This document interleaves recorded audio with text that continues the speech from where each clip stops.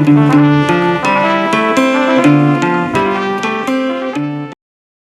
सहकारी मित्रांनो, आज तुमच्या माझ्या उपस्थितीमध्ये मकरंद पाटील जनकल्याण प्रतिष्ठाननी खेमातीर व्याख्यान मालेचं हे दुसरं वर्ष आणि आज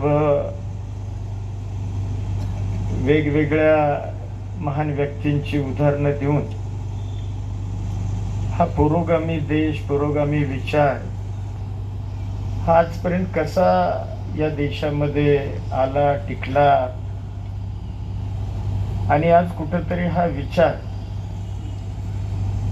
हा दूर जातोय का काय, अशा पद्धतीची भीती सुद्धा या निमित्तानं त्यांनी व्यक्त केली. खरं तर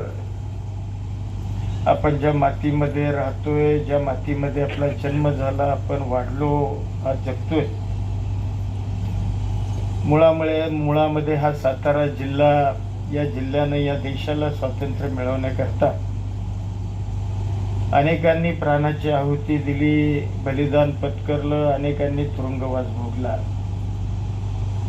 आणि विशेषतः छत्रपती शिवाजी महाराजांची गादी सुद्धा आपल्या सातारामध्ये छत्रपती शिवरायांच्या पदस्पर्शाने पराक्रमानं पावन झालेली आपली भूमी. त्याचबरोबर या देशाचे उपपंतप्रधान किंबहुना संयुक्त महाराष्ट्राचे पहिले मुख्यमंत्री कैलासवासी यशवंतराव चव्हाण साहेबांचा हा जिल्हा आणि निश्चितपणानं या जिल्ह्यानं आजपर्यंत पुरोगामित्व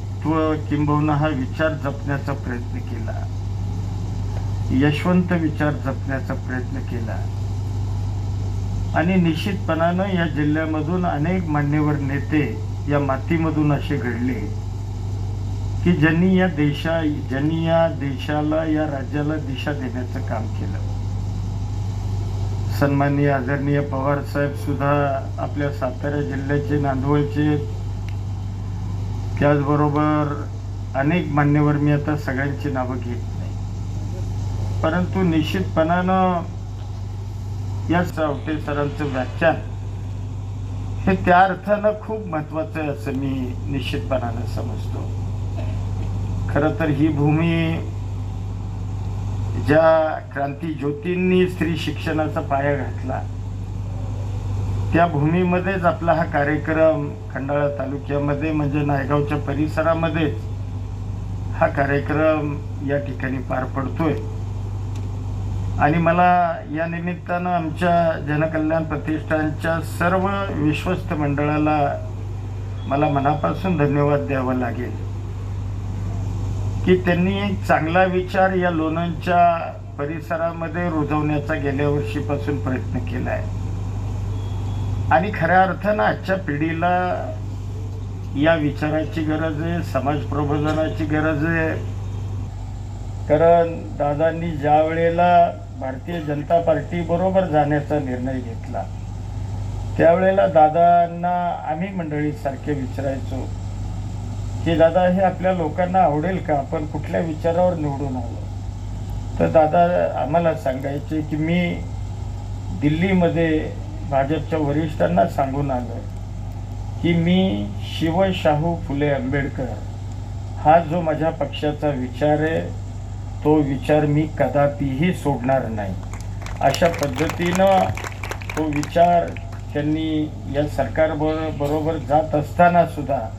हा विचार दिल्लीश्वरांना ते सांगून आले आणि त्यांची संमती सुद्धा या विचाराला त्या ठिकाणी मिळाली आणि सातत्यानं आपण बघितलं की हा पुरोगामी महाराष्ट्र किंवा हा विचार या महाराष्ट्रामध्ये सातत्यानं मांडण्याचं काम हे पवार साहेबांच्या नंतर अलीकडच्या काळातले मी सांगतोय,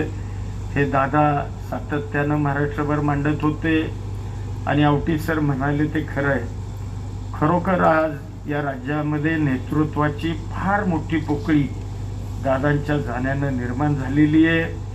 आणि निश्चितपणानं जोपर्यंत दादा होते तोपर्यंत दादांचं महत्त्व हे लोकांना नव्हतं या राज्यातल्या, आणि आज दादा गेले तर ज्यांचा संबंध सुद्धा दादांचा कधी आला नाही, ती लोक आजही दादांचं नाव आलं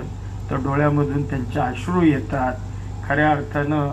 ही ओळख दादांनी या राज्याच्या सर्वसामान्य माणसाच्या हृदयावर त्या ठिकाणी कोरून ठेवली होती. अशा दादांच्या पवित्र स्मृतीस मी विनम्र अशा प्रकारचं अभिवादन करतो. खरं तर माझं सगळं राजकारण हे दादांच्यामुळंच उभं राहिलं. माझे आवटी सर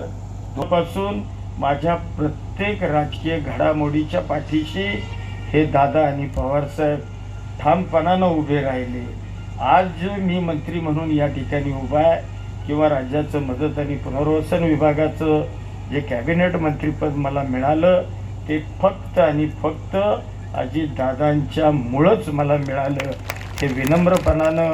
या ठिकाणी मी सांगतो. आणि निश्चितपणानं एवढं सांगतो की जो विचार दादांनी या राज्यामध्ये रुजवला, वाढवला, टिकवला,